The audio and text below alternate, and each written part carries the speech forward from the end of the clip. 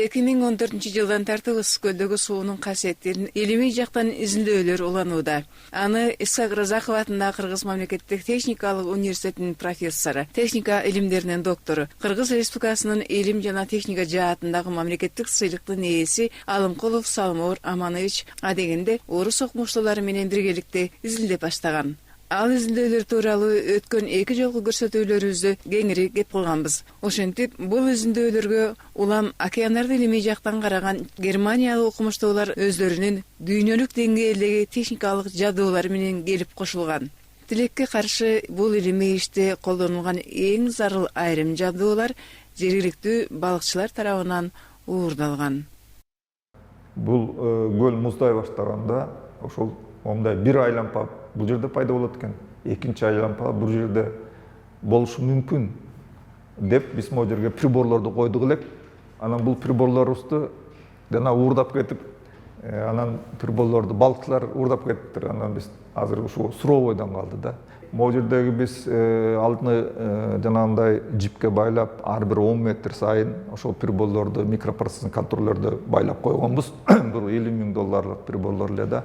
Анан ал Папуловокто турган 2019 жылы ноябрда койгонбуз. 2020 жылы мен коронавирустан кийин баргам. Август айында барып, ошону бир күн кечке издедик. Эми ал жерде жана Кара Шаар, Кара Таала, Өтмөк деген айылдардын балыкчылары ошодо балык уулайт экен. Бирок ал балыкчыларга да жолугуп сурасак, эч кимиси биз көргөн жокпуз, билген жокпуз деди. Бирок эми бул өтө жаман нерсе да. Биз чыгыш жагына да койгонбуз приборду. Ал деле приборубуз 1 жыл турган. Чыгыш жагында деле балыкчылар бар экен. Бирок алар эч кимисе тийген эмес. Биз аны күткөн эмес элек бул батыш жагындагы. Эми балыкчыларга ал микропроцессорный контроллердин эч кимисин эчтеке билбейт да, кереги деле жок. Алар үчүн эң кымбаттуусу эле ошо биздин байлаган жибибиз, жана капрону 100 метрлик жип. Эмне үчүн могу айлампаларды айтып атабыз? Мисалы биз Чолпон атанын жанынан сууну текшердик элек да, түштөн кийин текшерсек суу булганып калат экен да. Бирок эртеси күнү саат 6-да эртең менен барып текшерсек, суу таптаза болуп калат экен. Ошо бир түндө көл ушундай касиети бар экен да, өзү тазаланып турат экен.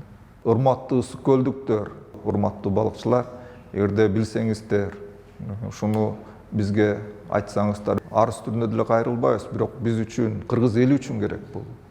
Мисалы ушу өзүбүз мамлекеттен бир тыйын албай, ушундай досторду алып келип, өзлөрүнүн приборлору менен алып келип жасап аткан иштерибиз кийинки келечектеги элибизге керек бул нерсе. Ошон үчүн силерден суранычыбыз ушул приборлорду көрсөңүздөр, билсеңиздер, бизге айтсаңыздар, ЛТР телевидениясына кайрылсаңыздар, айтып берет.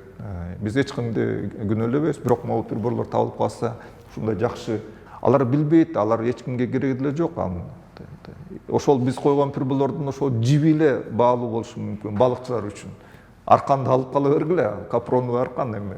Бирок приборлор бизге момундай аябай жакшы илимий негиздер болушу мүмкүн да.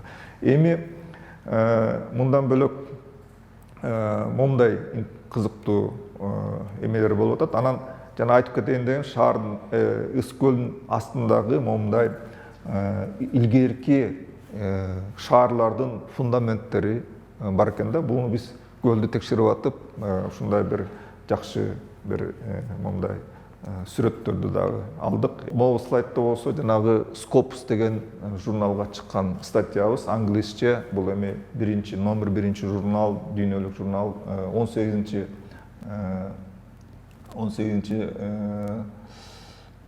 жылы чыккан. Эми аябай жакшы момундай Ысык көлдүн ушундай бүт жана өлчөмдөрү жөнүндө кандай касиеттери бар экен, кандай эмелери бар экен, ошонун баардыгы жазылган да. Мына урматтуу телекөрүүчүлөр, бүгүн ушул Ысык көл боюнча ушундай изилдөөлөр болуп аткан жөнүндө өткөн телекөрсөтүүлөрдө дагы айттым эле, азыркысында дагы айттым. Ушундай жыйынтыктар болуп атат. Эми жанагы бир негизги нерсеси бул кыргыз эли үчүн керек деп ойлойм. Себеби балким бизге азыр эч ким маани бербеши мүмкүн. Бирок келечекте 50 жылдан кийин, 200 жылдан кийин аябай керек болот да. Мисалы бизге эгерде 14 жылдан баштап эле ушундай өлчөмдөр пайда болду да. Эгерде бизде 30 жыл мурунку, 50 жыл мурунку ченемдер болгондо ушу биз азыр даана көрсөтөт элек да. Ушундай кандай өзгөрүүлөр болуп атат, кандай көлдө өзгөрүүлөр бар. Мисалы, бул изилдөөлөрдүн негизинде биз көлдө жана майда балыктар жей турган фитопланктон деген тамак бар экен да, ошол көбөйүп атыптыр да. Жыл өткөн сайын биздин изилдөөлөр көрсөтүп атат, ушу көбөйүп атат. Эми эгерде ошол балыктын баласын мамлекет жыл сайын миллиондогон, миллиарддаган балыктын баласын көлгө кой бербесе, ал фитопланктон жыл өткөн сайын көбөйүп, аны жеп азайтып туруш керек экен да. Балыктын балдары гана жейт экен. Эгерде балыктын балдары жебесе, ал фитопланктон көбөйүп, кийин 50 жылдан кийин көл бузулуп да калышы мүмкүн экен да. Ошон үчүн аны мамлекет балыктын балдарын кой бериш керек экен. Ал эми чоң балык, кичине балыктын балдары чоңойгондон кийин ал фитопланктонду жебейт экен да. Алар бөлөк тамакты жейт экен. Ошон үчүн бул дагы кызык. Зыяны бар экен анын. Зыяны бар. Кийин көл чыла болуп калышы мүмкүн. Жана чыла болгон суулар эмнеден? Ошо фитопланктондун көбөйүп кеткенинен. Кээ бир мамлекеттерде көлдөр аябай бузулуп калган көлдөр бар да. Фитопланктон аябай көбөйүп кеткен. Анан кийин алар аябай булганып, киши түшө албай калган. Жеткенде ушундай экологический жанагындай бузулуулар болгондо ошолордун баарын биз азыр көрүп атабыз. Өткөндө бул жөнүндө айттык, бирок буга деле эч ким көңүл бурган жок. Мисалы, 30 жыл мурунку Кытайдын ошо космостон тарткан сүрөттөрү бар экен да. Ошондо алар 30 жылдагы 30 жылдын ичиндеги сүрөткө тартылган, Ысык көлдү тарткан, Ысык көлдүн тегереги тартылган, Кыргызстандын территориясы тартылган, казактардын территориясы тартылган. Ошол 30 жылдагы ар бир жыл сайын ошол тартылган, космостон тартылган сүрөттөрдү салыштырып келгенде, Казакстандын талааларында көп жерлерде жанагындай бактар, жанагындай чөптөр такыр жок болуп кеткен. Мисалы, 30 жылдан азыркы көрсөтүлгөн тартылган боюнча. Ал жерде көп жерлери чөлгө айлана баштаптыр да. Ысык көлдүн тегерегиндеги, тоолорундагы бактардын, чөптөрдүн көп түрлөрү дагы жок болуп баштаптыр. Бул көрүнүш өтө мындай кечтүү, конечно. Эми Кудай сактасын, бирок көлүбүз мындай ошого туруштук берип келатат да. Бирок көлдүн тегерегиндеги жанагындай бактар, чөптөр азайышты алып келип атат да. Бул өтө көп нерсе. Эми көп Балыктын балдарын, майда балыктын балдарын кой берип туруш керек экен. Кой берип туруш керек да. Бул үчүн мамлекетке бөлөк өлкөлөр деле бекер эле жардам берет экен. Мисалы, Норвегия мамлекети. Ушундай көп мамлекеттерге балыктын балдарын сураса, миллиондогон, миллиарддаган алып келип, грант алып келип кой берет экен. Эми бул мамлекет муну менен эметиш керек. Эми биз кайрылдык, бирок эч ким деле көңүл бурган жок. Эми бул айтайын дегеним да. Жанагы өтүп кетти го, сиз көлдө мурда шаар болгон деп. Ошондо илимий негизделгенде мурда көлдүн алды шаар болгон деп. Көлдүн астында шаарлар болгон. Биздин эмебиз дагы көрсөтүп атат да. Эми бөлөктөр аны изилдеп, биздин илимий максатыбыз ал көлдөгү шаарларды табыш эмес да. Биздин илимий максатыбыз жанагындай физикалык касиеттер, химиялык касиеттер, жанагы оптикалык касиет деп атпайсызбы, биологиялык касиет. Ошолордун баарын алар болсо көлдүн жана бузулуштугуларын өтө маанилүү нерсе. Мен айтып атам го, кийин 30 жылдан кийин өтө керектүү бул эмелер да. Ал эми шаарлар болсо, бул да кызыктуу нерселер. Буну болсо биз эми жанагынтип ченеп атканда, изилдеп атканда ошолорду тартып койдук. Бул жерде мындай бар экен, бул жерде мындай бар экен. Эми кийинки илимий максаттарда аларды дагы мен айтып атам, бул дагы биздин элибизге аябай маанилүү нерсе, ошону дагы эметелик деп. Эми ал биздин кийинки пландарга киргизебиз. Эми бул жерден дагы бир нерсени айтайын дедим эле да.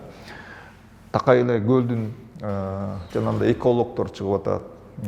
Мен айтайын дегеним, ар дайым эле кыйкырып чыгат да. Ушу көлдүн жанагынтип бөтөлкөлөр эметип атат, туалеттер куюп атат, тиги бу пансионаттарда мындай болуп атат деп эле. Эми бул туура эле нерсе. Бирок биздин окумуштуулардын изилдөөдүн негизгисинен ошол пансионаттардан чыккан туалеттердин куюлган жана бөтөлкөлөрдүн эметкендери келтирген зыяны өтө эле аз экен көл үчүн. Өтө эле. Эң чоң коркунуч Кажы Сайдагы жана урандын отходу өтө чоң коркунуч. Экинчи эң чоң коркунуч Кумтордогу жана миллиондогон, миллиарддаган тонна отход. Ушу эки чоң коркунуч көлдү өтө келечекте коркунуч алып келе турган ушу экөө экен. Ал жанагы пансионаттардагы бөтөлкөлөрдүн жана бул турганы чачылып жаткан алар оңдоло турган нерселер экен. Жана балдар кээ бирде бөтөлкө чогултуп алдай туура эметкен немеси көлгө келтирген зыяны өтө эле кичинекей. Аларды түзөп оңдоп койсо эч мындай менен салыштырганда эч эле оңой эле нерсе. А жана урандын отходу, анан кийин Кумтордун отходу бул бир мамлекет, биздин мамлекет үчүн мүмкүн эмес, оңдоого мүмкүн эмес нерселер экен да. Ошон үчүн ошол жагын ойлонуш керек экен. Кандай кылыш керек? Эмне кылыш керек? Ошол жагын жакшылап ойлонуш керек. Экологдор, мисалы биз илимий изилдегендерди жыйып коюп атабыз анан. Бирок биз деле мындай реклама деле жасаган жокпуз. Мен мамлекет башчысына кайрылып, мондай китеп чыгарып атат, китептерибизди жөнөттүк. Ушундай болуп атат, мындай болуп атат деп айттык. Анан алар поручение берди. Андан бөлөк эч нерсе болгон жок да. Мен просто могу зам директорго, могу жакшы иш кылгандарга мамлекеттен бир кичинекей бир почетный грамота, рахмат деген бир почетный грамота алып берип коеюнчу деп 4-5 ай чуркап такыр ала албай койдум. Мүмкүн эмес экен. Мен ошого таң калдым да.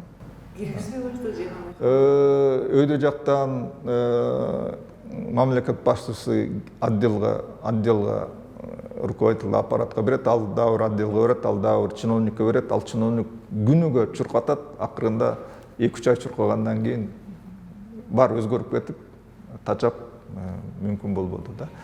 Чындап эле мамлекеттик деңгээлдеги илимпоздордун эмгегин баалоого өлкө милдеттүү деп ойлойбуз.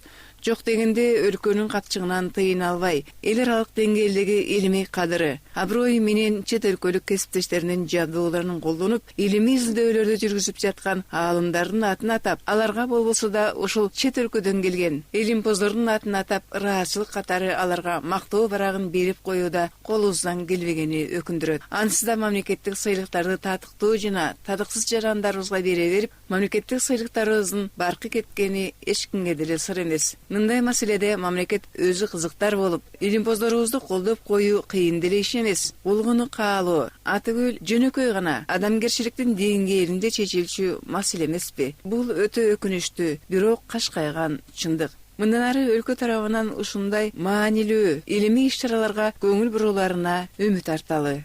Эми бул кичикейле нерселер деп ойлойм, бирок ушул нерселер жок дегенде ушул нерселерге, ушул жок дегенде могул кишилерге чоң рахмат деп койсо болот эле да. Чоң рахмат деген эмне? Бир эле барак, андай бир почетный грамота, жоксо бир благодарственный нерсе да. Болду, андан бөлөк эч нерсе. Урматтуу телекөрүүчүлөр, анда ушул биздин телекөрсөтүүлөрдү жыйынтыктай элек. Сиздерге чоң рахмат, көңүл бурганыңыздарга жакшы калыңыздар.